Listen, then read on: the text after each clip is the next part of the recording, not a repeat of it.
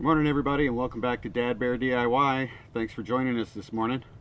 It's nice and cool out today, and I'm finally getting to take care of something that I've been wanting to take care of for quite a while, and that is to replace the clock spring in the steering column of the Jeep Cherokee. Now, the reason I need to change this is because I've got three symptoms that together indicate that this is a clock spring problem. And that is, I have no airbag. The airbag light is on. I have no horn. And I also have no cruise control. All three of those things are in the steering wheel, and they go through the clock spring. So the first thing you should think of, if you ever have your ABS light on, sorry, not ABS, your airbag light on, no horn, and no cruise control, clock spring should be the first thing you're looking at replacing.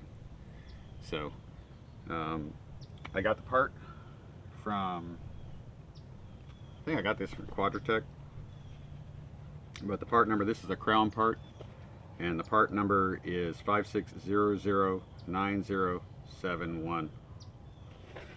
That's the part right there. And this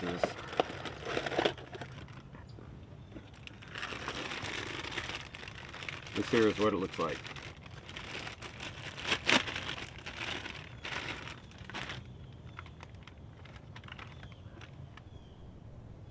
Okay.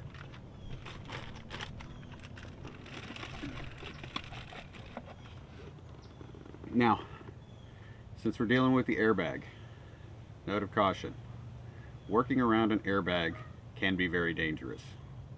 If you have an unexpected airbag deployment while you're sitting in front of it, it can cause injury. And not just injury, it can cause serious injury. So you always want to make sure that you disconnect the battery, which we're going to show here in a cut clip.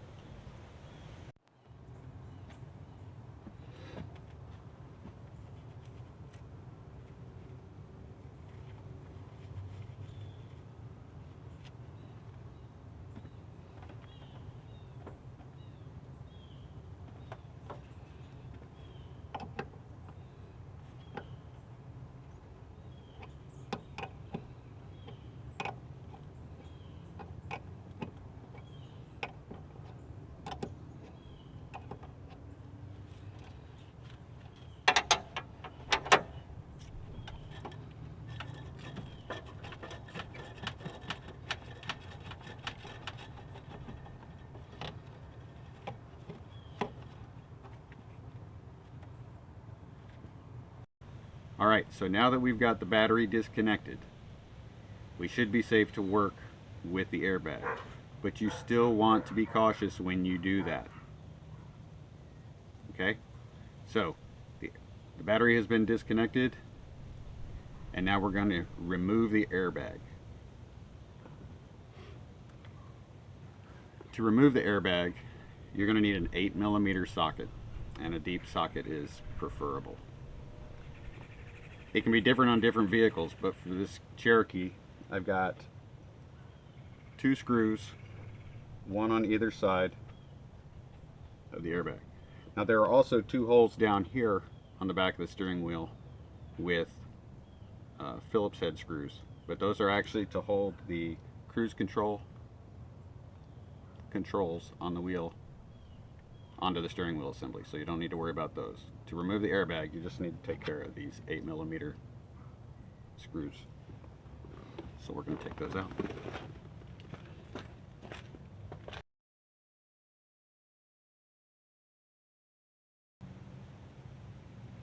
That's your 8mm. It's a little bolt actually, not a screw. We're going to set that in the cup holder so we don't lose it. And we're going to do the other side. Okay, now that we've got those undone, the next thing I want to do is make sure I've got the steering wheel straight.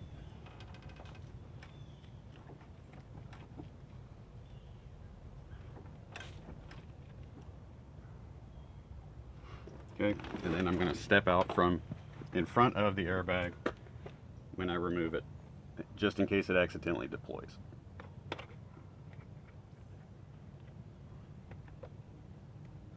Okay. Let me show you the connections we've got here. Okay, so we have 3 connections. You've got a yellow connector which attaches to the back of the airbag assembly. You have this red cord, this red wire that runs along the top here, which connects to this small black connector. Small black wire with a white stripe. And then you have this green. So we're going to disconnect these 3.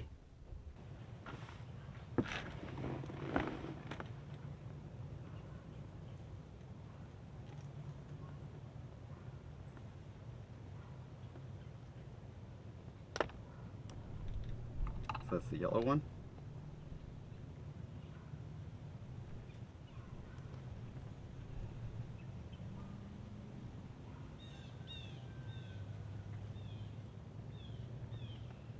Disconnect the green one next. It's got a little tab. Disconnect that one. Now this red wire, this one seems like it might be a little bit of an issue just because it's got a protective cover over it. Oh, you can slide it down. Okay. Slide it down.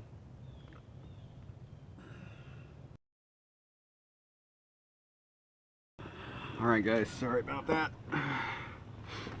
I just want to be a little extra cautious because I don't want to pull these wires out of the connectors just tugging on them, so I'm going to use pliers to hold on to the connectors so that I can disconnect them.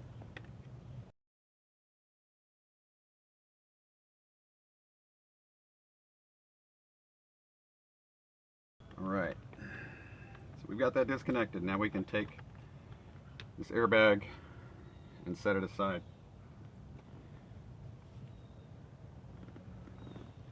If you don't mind, I'm going to take a quick second to emphasize the safety part of working around an airbag. I've already mentioned that an unexpected discharge of an airbag can cause injury, but keep in mind also a complicating factor is the fact that this is a 99. That airbag is old. Okay, so the plastic, the soft plastic that covers that airbag has aged, and it is not as supple as it used to be. So when that flap releases, it's a much harder, more brittle material than it was when it came from the factory. We've all heard of the problems with the Takata airbags, okay? If that cover shatters or breaks apart, now you've got flying debris on top of the airbag itself. So please be extra careful. The other thing is that these airbags are expensive. So if it gets ruined, it's going to be expensive to replace. So I appreciate you bearing with me while I just emphasize the importance of being careful with that airbag. So from here, I'm going to remove the steering wheel assembly. So I'm going to get that steering wheel puller set up. I'll let you know what sockets you're going to need as far as to remove the retaining nut here. And I'll go ahead and get that busted loose before we continue the video. So I'll be right back. Alright guys, welcome back. I got the retaining nut for the steering wheel removed. That took a 13/16 socket. It's on pretty tight. You might need a friend to help you hold the steering wheel while you're loosening that, or you might, if you don't have somebody that can help you, you might have to find a way to brace the steering wheel. I was lucky enough to be able to get it to just break loose enough. I've got the steering wheel puller set up here, and the steering wheel puller I have, these come in many different kinds, so you may have different size in this, but the socket that I've got to use for this is a 3/4 inch And now we're just going to tighten this down, and it's gradually going to pull the steering wheel off.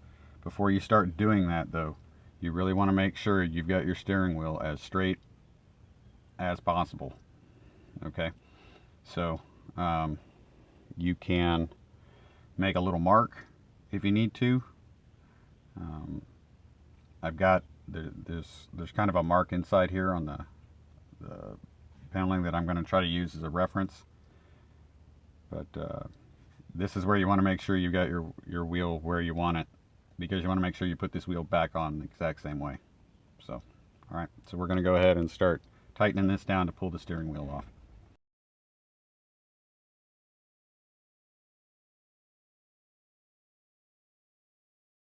And then the wires that we disconnected are coming from the clock spring. So what these are going to do is, as you pull the steering wheel off, these are going to slide through this hole here.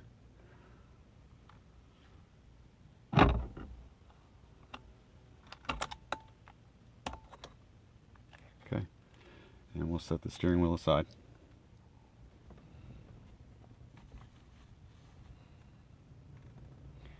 Okay, so the next thing we're going to need to do is we're going to need to remove this lower steering column cover, and that's going to be with a Phillips head screwdriver. Let me grab that, I'll be right back. Alright, so what I'm going to use is this here for my Phillips head.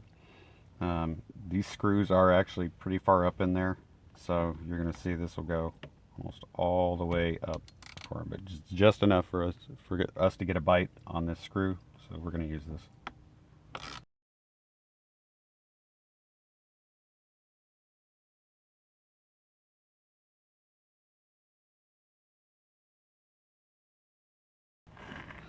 Now from here we should be able to get underneath the clock spring and just pull it directly out.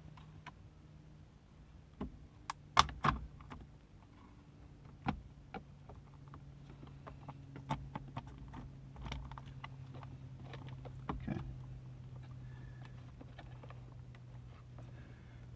So I hope you can see on the back here we've got two connectors that are plugged into the clock spring. It's kind of tight. I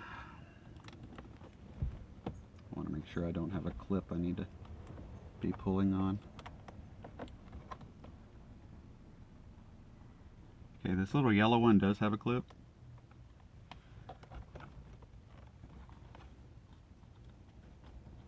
Okay, so I got that one removed. I do not see a clip on the red one.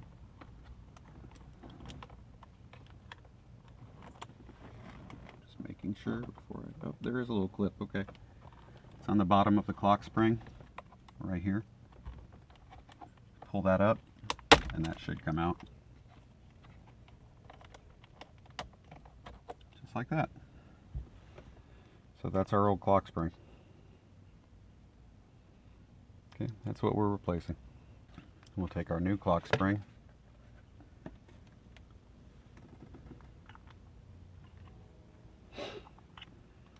Okay. So when so this right here is a little retainer that keeps this part from spinning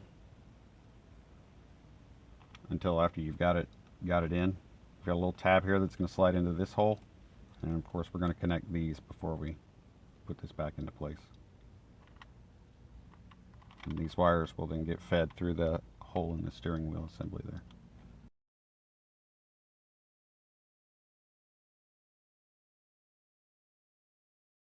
Line the tab at the top up with the hole.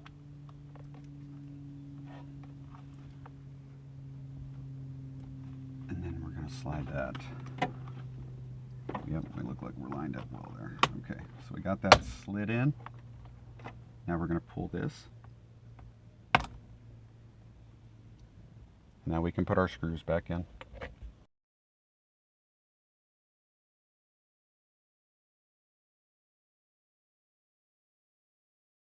So we've got our wires. We're going to slide this protective cover back to reconnect that to the airbag. But let's get our steering wheel back on.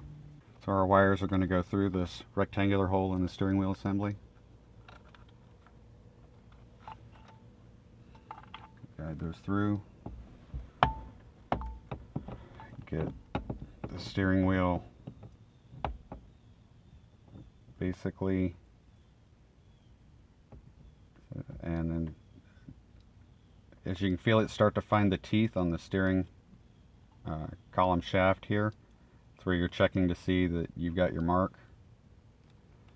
That looks good right there, so I'm going to start pushing on that. Okay. Now we'll take that retaining nut. I'll find out the torque spec for this and get it tightened down, and then we'll come back after we're ready to put the airbag back on. Alright guys, welcome back. Got the steering wheel retaining nut torqued down. Looked that up and found that 40 foot-pounds was the recommended torque for that. So now we're ready to go ahead and reinstall our airbag assembly.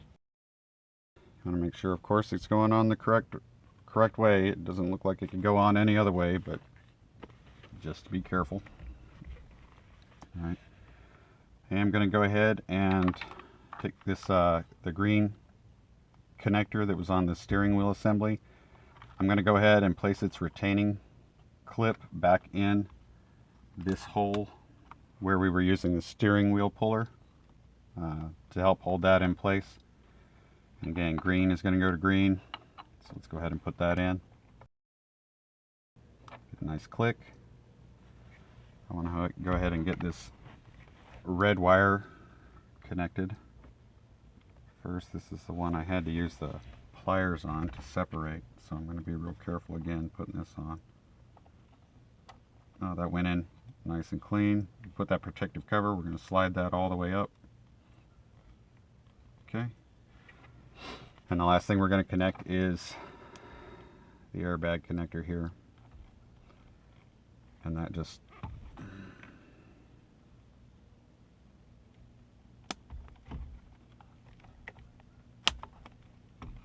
that's going to be flush, okay? It's not going to be loose, it's going to be flush. All right. And then we'll make sure we've got our wires tucked out of the way, and we'll place the airbag back in its position, making sure it lines up correctly and goes in all the way. All right. So now we can take those 8mm bolts, place those back in, see if we can get those started.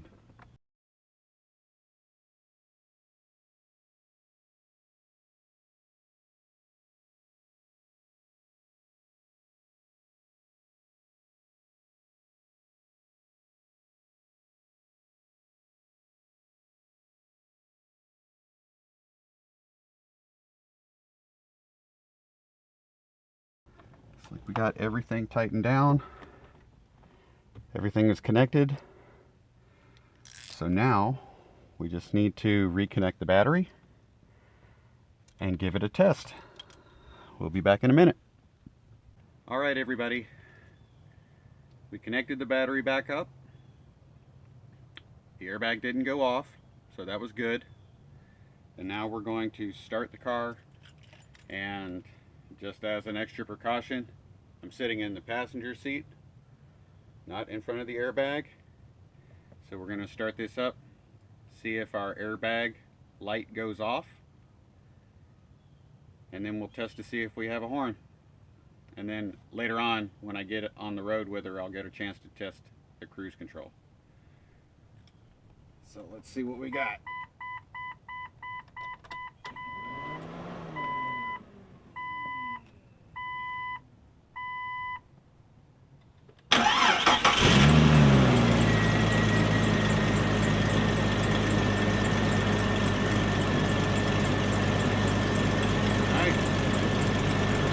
Started up fine, didn't have an inadvertent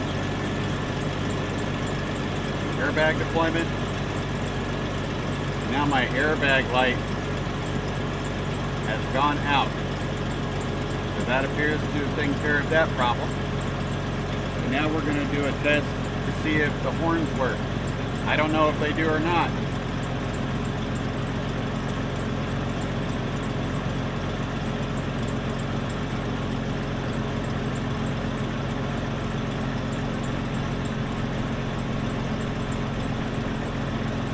No horn.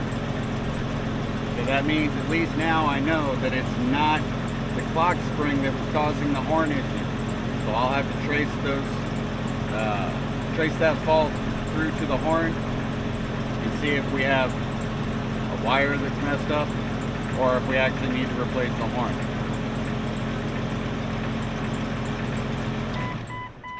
So that's changing the clock spring in a 1999 Jeep Cherokee.